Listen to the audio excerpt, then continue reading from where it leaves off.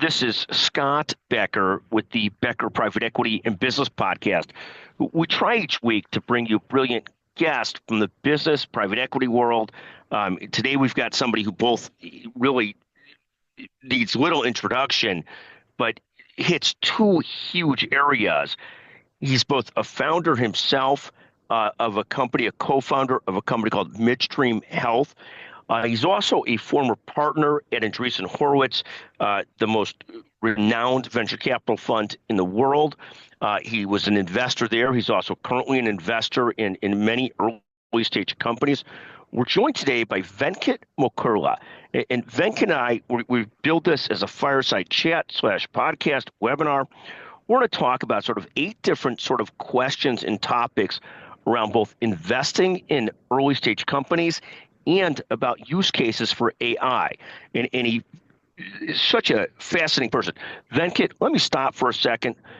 Take a moment and tell us a little bit about yourself, about Midstream, about your background, and thank you. Yeah, thank you, Scott. Gosh, it's such a, I have to say, long-time listener, first-time caller type of thing. So great to be with you and the community you've built at Becker's. Yeah, just to introduce myself, as Scott said, I'm Venkat Mocherla. I'm the co-founder of Midstream Health. I've been thinking about and am working in the intersection of healthcare and technology for, 15 years now. I got to go start my career at a large care delivery provider called DaVita. And at the time, we were thinking a lot about not just, kidney care, but actually how do we sort of build new businesses? And I got to be fortunate enough to be part of a team that was, revolutionizing primary care using these direct primary care models in a company called Paladina at the time. It's now part of Marathon Health.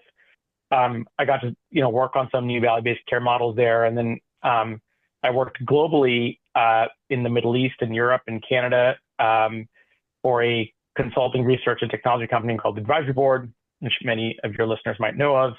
And then about 10 years ago, got obsessed with the intersection of AI and healthcare delivery. I got to see a company go launch off the ground, and a company called Cuventus, which is still and now is one of the leaders in applying AI for clinical operations. And 10 years ago, it's so interesting. Some of these trends take a while to catch up. And 10 years ago, nobody was really applying AI for some of these solutions. And now there's a whole host of entrepreneurs and interest and excitement in that area. And then, as you said, got to be fortunate enough to be part of the incredible venture capital firm Andreessen Horowitz for about 5 years. And I got to partner with many entrepreneurs and helping them bring some of these ideas to scale. And then not too long ago, got to start my own company called Midstream Health, where we think about fundamentally how do we accelerate and advance financial sustainability using AI for some of the largest healthcare systems in the country. So that's a little bit about me, Scott. Well, thank you very, very much. And we're going to really go down 2 big lines of thought today. We're going to talk some about investing, and then we're also going to talk about what you're currently doing and how you think about this is AI use cases, because all of us are getting bombarded with different thoughts on AI use cases. And many of us, small businesses, large businesses, trying to figure out where exactly it fits in and wanting to make sure we don't miss the boat on some of the opportunities with it. So let's start with the investment side of the house and talk about, you've been an investor both institutionally through Andreessen Horowitz, plus individually in several different companies. Talk a little bit about, how do you think about investing? Do you think about the individual leader of that effort? Do you think about the space they're in? How do you think about where to put money in, not to put money in? What drives those thought processes? Yeah, I've been fortunate, whether as an angel investor in companies or partner with the entrepreneurs that Andreessen Horowitz invested in as part of Lion Healthcare. I think there's some very interesting, trends that I think are worth observing if you take one step back and think through some of the patterns that we see now, because I've been fortunate enough to, from the days of Cuventus to A16Z to my own company now at Midstream, got to see some of these patterns play through. I think there's three acts that have really been revolutionary and transformative, and I think are fundamentally quite exciting for both founders and for patients and for clinical and administrative leaders in healthcare. Which is, I think, the first kind of trend that I think is so powerful for AI is we talk about all these sort of magical applications like ChatGPT or Perplexity or whatever you're using, or if you come to San Francisco, it's a pretty magical experience, and now it's in Arizona and a couple other markets, which is getting into a Waymo. Before all of these sort of applied AI applications, you really have to figure out the data piece, and I think we don't talk about that enough. And so, after the High Tech Act, we really kicked off. I think the example I give is like the Human Genome Project, right, where we got to sequence all the DNA to figure out all these magical medicines we can do, with genetics. I think there's a corollary there of actually sequencing. I call it the business genome, which is like, how do you capture the data, whether it's from, other systems of record like the EMR, Epic, whether it's ERP systems. There's a lot of mapping. If you remember back in the day, if you think about using Google Maps, there's a car that's like going across every street in America and like capturing that picture. There's that work of like sequencing the business genome that I think it has made all of these companies even possible in these applications. So that's trend one that I think is so powerful. I think trend two that I think is so interesting and fascinating is people's superpowers. So what do I mean by that? Clinicians are incredibly burnt out. Why are they burnt out? A big part of that driver is what we call pajama time. They're doing clinical notes after seeing a really busy day of patients. And instead of now typing into the keyboard, you have these ambient devices that can basically take their notes on their behalf and summarize it and input it into the EMR with some supervision. Same thing on the administrative side. Like, how do you give people superpowers around managing your, OR, doing block optimization if you're Cuventus, or in the case of Midstream, how are you thinking about financial decisions that are across the, very complex supply chain or the pharmacy or managed care and other areas. So I think, this era of superpowers has sort of unleashed a big opportunity set. The third thing I'll sort of say from a patient perspective is there's I think about it as like autonomy in healthcare. So, I talked about the Waymo example where, you have the self-driving world. Actually, this is inspired by DARPA. They put a framework around how do you think about self-driving cars. So there's a framework that starts with an L1, level one. Think of it as some basic, cruise control type stuff, to like L5, which is like, your fully autonomous car. I think we're going through that journey right now from a patient perspective, because, how do you think about this very reactive system we sit in today? I compare it to sort of like, my mom and dad would, you have triptych maps, Scott. I don't know if you remember that. Or MapQuest, even you'd print it and you bank on somebody taking, hopefully you take that exit on time. That's how I compare to healthcare as a patient today. Like, hopefully you caught something, but it's pretty retrospective, and it's, hopefully someone, et cetera. But this new age of much more proactive autonomy that you provide the patient, I think will be quite revolutionary. So you have so many different mega trends taking place right now that I think unleash this massive opportunity for entrepreneurs in healthcare. Thank you. And then where do you sort of fit in the who? Who are you investing behind? I've met through you a whole number of brilliant entrepreneurs. How do you decide of those, who's worth investing in, who's not? How do you make those assessments? How do you think about that? Yeah, I mean, look, I think that entrepreneurs I've gotten to mentor over the time, I'm incredibly lucky. They're so much of, I think there's three things you got to think through, which is like the problem area that somebody's focused on. Second is the timing of that particular solution. And the third, probably most important thing that I think a lot about is the founder themselves and the talent, because it's building a company has been described as jumping off of a rooftop while assembling a parachute and hoping that, you can land with all your parts intact, right? It's a pretty crazy act. And so it takes a very special person to go do it. And they come from all backgrounds, all shapes and sizes. But they're pretty extraordinary people. And they tend to, they're not sort of evenly matched in every category. I think they tend to have superpowers, extraordinary superpowers in one or two areas.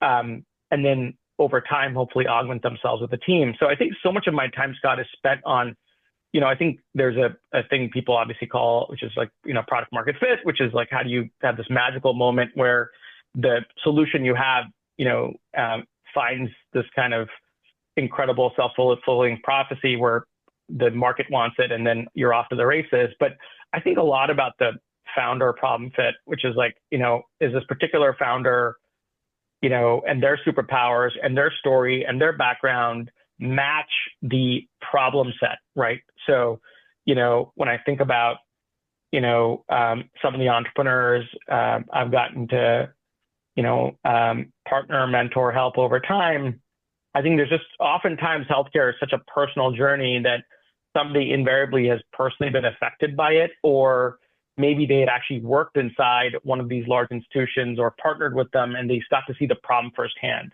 I think healthcare is one area where it's really hard to, given the complexity, to just sort of strictly go off of your intellectual understanding and a thesis. You should do that work, and you should do all the market research, et cetera.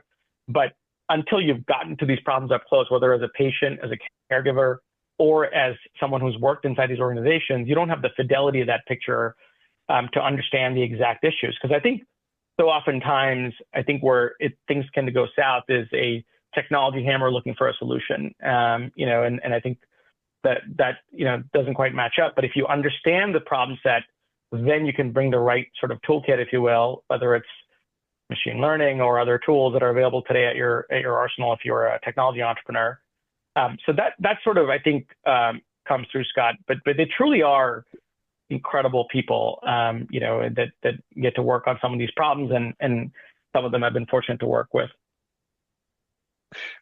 Thank you very, very much. And then what drove you, Venkat, from being an investor at one of the most successful VC funds of all time to wanting to start your own company? I've also seen, obviously, there's a number of people that have been in that situation that chose to go be entrepreneurs, and really fascinating. Reminds me of Malinka as well from Makata. But talk about the concept of moving from, what one great spot to going into the effort to start your own company. Talk about that for a moment and what drove that. And then as we move through that question, let me also ask you, when you talk about AI as it applies to healthcare, what are you most excited about? Maybe those two questions. What drove you to do this, and what are you most excited about as AI applies to healthcare? I think the thing that for me that is so appealing, I got to work with I helped build the operating platform up at A16Z's Bio and Healthcare. Got to be part of an amazing team of both operators and investors, and I had a blast working there and building those efforts up. But I think to me, I'm a builder at heart. I was, I got to be part of the build there and see that group of amazing investors and operators scale to an incredible portfolio over time. And then for me though, I think the thread that is, and you mentioned Malinka, and there's others. I think there's another person who was on the Andreessen growth team has also started a company named Mehul. But the clear thing for me is I like taking on big, hairy problems with a small group of people, and I think that is at my heart. I like to build things. I like to take on things, and I think the other aspect of this is I think for me, we're so passionate about the early stage journey. Is you have to be a practitioner in the field to understand all the areas. And honestly, I think out of the last 15 years, I've seen the mobile revolution, the cloud revolution, But I think this is the most exciting time with this in this era of intelligence with AI. I think it's the most amount of time. You think about the compute available, the data, the algorithms, the talent.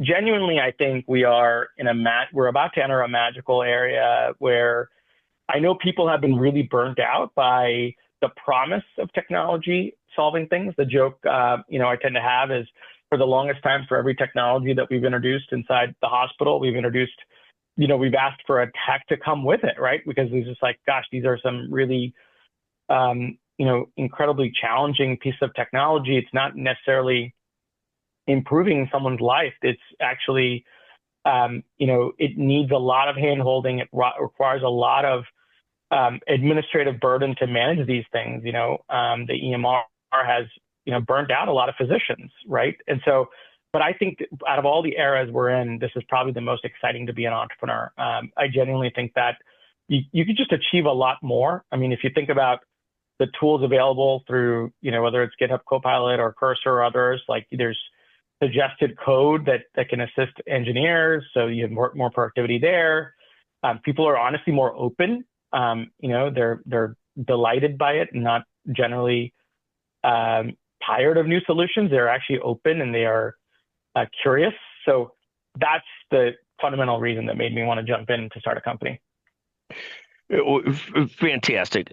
Thank you very, very much. And talk for a second about where are you seeing both the trends in healthcare and AI as it applies to healthcare?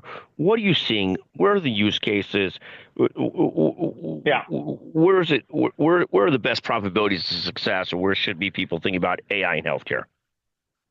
Yeah, I mean, I think again, it's sort of, if you think about the large buckets of work, there is the back office work, the operational, and financial implications of that. There's the clinical operations piece, and then there's the clinical piece. I think that in all three of these areas, there's massive amounts of innovation and excitement. I do think that the back office tends to get more traction early on for companies because, frankly, it's just less risky, that you're willing to, and it's sort of a no-brainer. Nobody wants to add more administrative cost to the system. I think if anything, they want to make it more efficient and sort of reduce the cost ultimately to the patient. And so I think, you're seeing again, a resurgence in, areas like revenue cycle. You're seeing call center optimization happening. You're seeing, companies like, Midstream think about the financial decisioning and how we can sort of, help save, frankly, dollars to the health system and ultimately make the system a lot lower in cost. Now, I do think, like, I mentioned in the clinical area and clinical operations, whether it's aspects like, throughput and length of stay management, whether it's, your scribing technology, there's just been a vast array of applications, but there is a different pathway. And this is now we're talking about the hospital area, but obviously there's payers, there's life sciences are applying AI for drug discovery, likes of in vitro, et cetera. There's, Matt, the intersection of technologies like AI with CRISPR. And so there's a bunch of applications even outside of the hospital ecosystem that I'm most familiar with that is equally and incredibly exciting. Fantastic. And talk for a second, Venkat. What trends are you watching in early stage investing? Are there things that you're seeing in early stage investing? What are you seeing there? Yeah, I think the hardest kind of knock on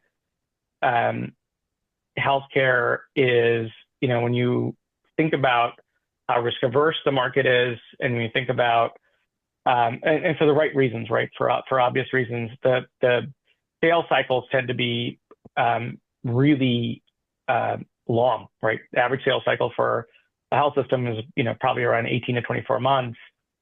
What's happened now, Scott, is I think there's a bunch of entrepreneurs not only going after health systems because I think people are curious and genuinely they want to solve some of these problems. But there's also a tremendous amount of interest now in the SMB and mid-market. So how do you help your three doc practice, because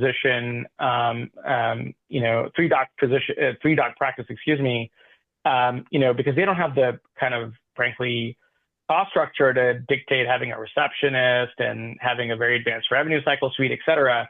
But now you can actually use AI to help you, create a, sort of like, this is the era of, some have said this, the era of abundance, which I tend to agree with that, which is how do you give these magical superpowers and people behind the scenes to go operate, whether your cost structure before you had to be a giant health system to go do that. So that's one area, which is like just new markets opening up, which is quite an interesting and exciting trend.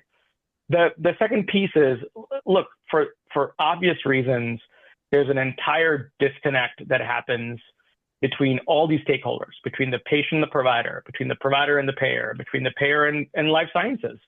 And I think what we're seeing now are people who are not just competing with some of these businesses as full stack providers, et cetera, but actually connecting with them, right? So, you're seeing how do you, for example, use, data to connect the dots between a really expensive drug that maybe costs $1 million or $2 million to administer that, to authorize it, et cetera. You're helping, the med device industry with hospitals. These contracts tend to be really complicated, and how do you sort of partner with that? Same thing if you have risk attached to it. So I think that's another very interesting trend where people are finally dissolving some of these silos. And the third piece I think that is very interesting to me is on the consumer piece itself. Like, so how do you sort of accelerate this? And the other part of this that is so exciting to me is, obviously we're talking about this from a US context, but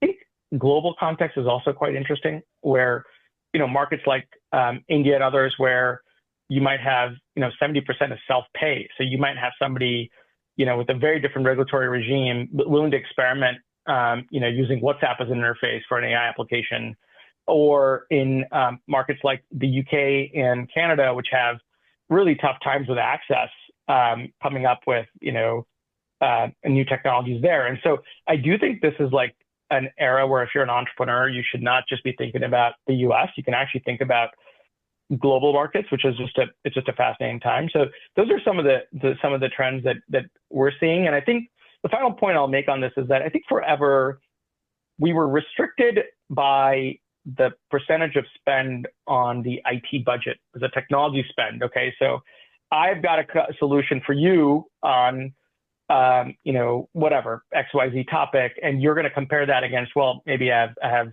the famous thing is it's on Epic's roadmap, or maybe it's, I have a tool that I've already partnered with a giant company like Microsoft, and I don't want to pay for extra things. But nowadays, Scott, what's so interesting and exciting is that you're truly competing with, like, gosh, I don't have headcount for this, but instead I can use an AI application for that. So I think what's really interesting is thinking about, 70% of the health system cost, for example, is on labor. And how do you think about augmenting my staff? How do you think about automating areas where I don't even have headcount for, because I'm doing I'm in a financially prudent era and I don't have the ability to go hire 1,000 more people. That is very, very new, of thinking about, I can, instead of hiring, 1 million more people in XYZ categories, I can actually augment my current staff with software. And I think, to me, fundamentally, I think what's exciting is not just like obviously the financial implications and budgets and all that, but honestly, like, we can flip what I look at as a very burnt out, both administrative and clinical workforce, to being a much more energized folks as we're getting older, by the way, and as healthcare costs are skyrocketing. And so it's come at the right time. Thank you. And take a moment on, if you had to give a couple core pieces of advice to a founder, what would you tell? And you've worked with dozens of founders, probably more than dozens, actually. What advice would you give to a founder?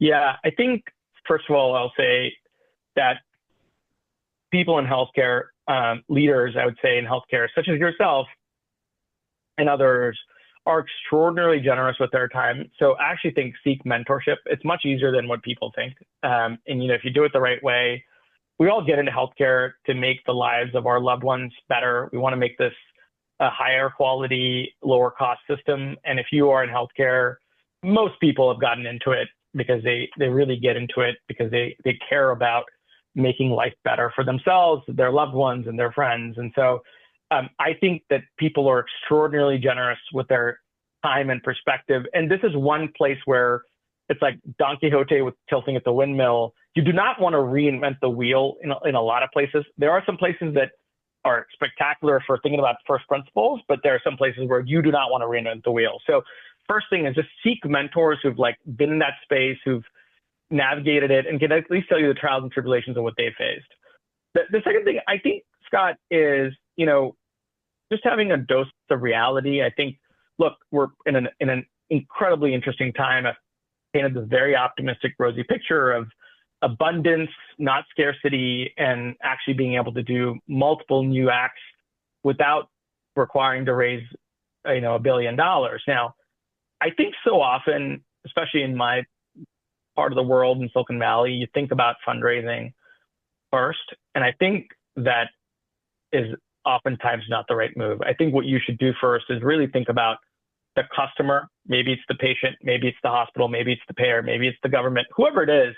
I think you have to really do your homework in, I think my old firm used to call this the idea maze, but really do your homework and get to customers and try to talk to people even before you start something, just to see if this is even worth my time. I think oftentimes I see a lot of people who've, gone through that entire journey and now are trying to figure out, what is the actual customer issue? And I think that is problematic. So before you tell the whole world that you raised all this money and from these firms, do your homework. And those, angel investors or advisors or whoever that can navigate you to that right group of customers are worth their weight in gold.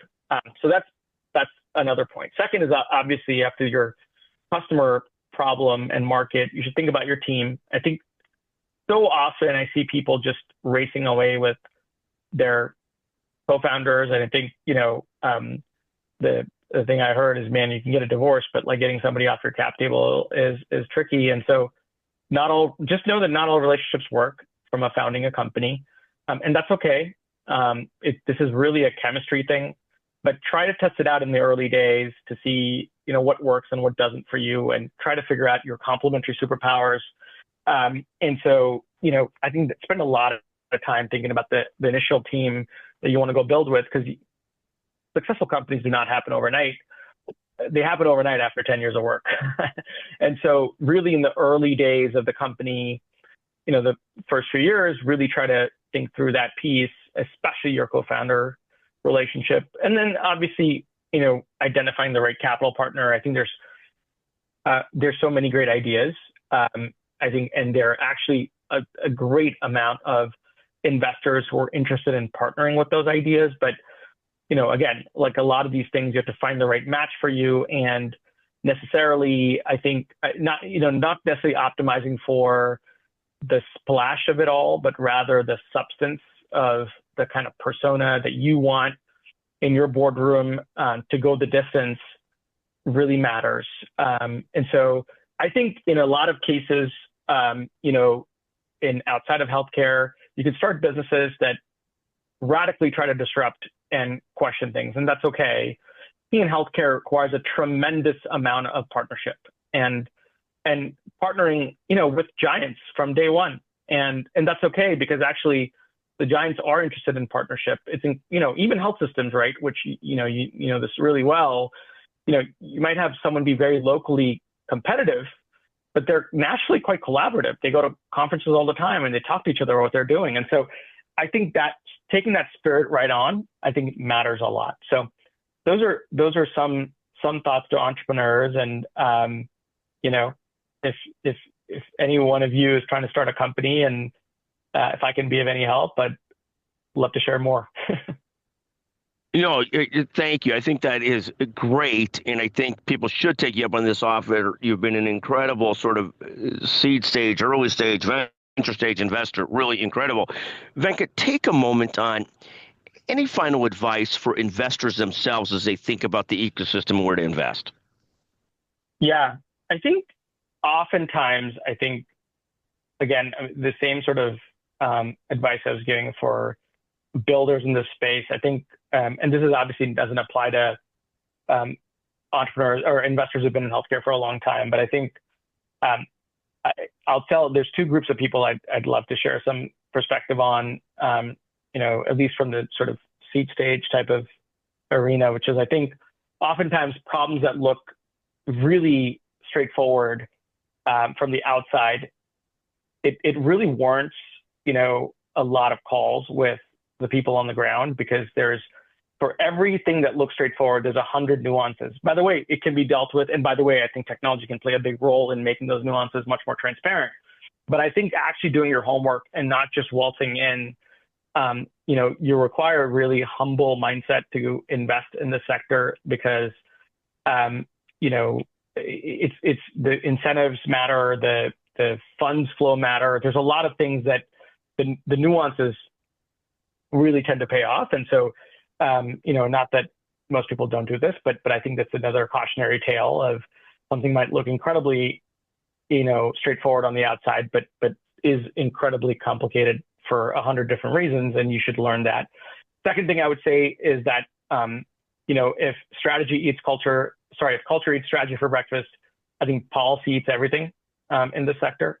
So paying attention to, especially in the change of administration that we've just experienced, I think actually understanding what, are the kind of policy trends, whether it's the guide program coming out of CMMI, whether it's, some other change that is happening to how coding might work in the Medicare Advantage plan. There's all sorts of nuances that you should pay attention to where DC does matter, or in the case of Medicaid, your local state, direction matters. I think for investors in healthcare, I think there is a tendency, frankly, to get jaded by what's worked in the past. And I do think that there is some fresh eyes that are required at times to look at something and say, gosh, we can question things in a new way using first principles. And so I do think there's some opportunity for people who've been operating in this space for 30, 40 years to sort of actually open a door, because I do think there's some incredible work being done now that is possible where, whether it's the cost and latency of voice that has just dramatically changed things overnight, but especially in the last couple of years, where there are now opportunities and avenues and business models that are possible.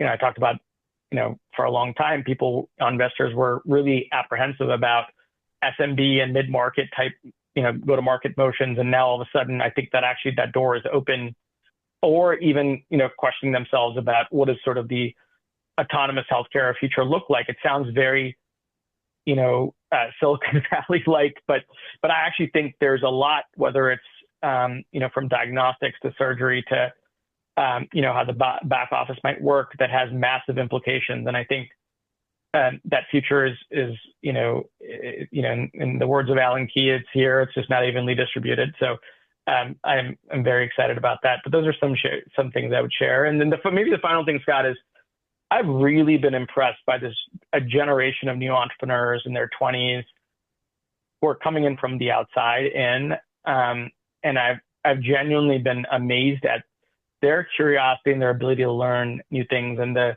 humble attitude they're bringing. I think there was a wave of entrepreneurs that were frankly a little too egotistical to say, we know better. That's not worked.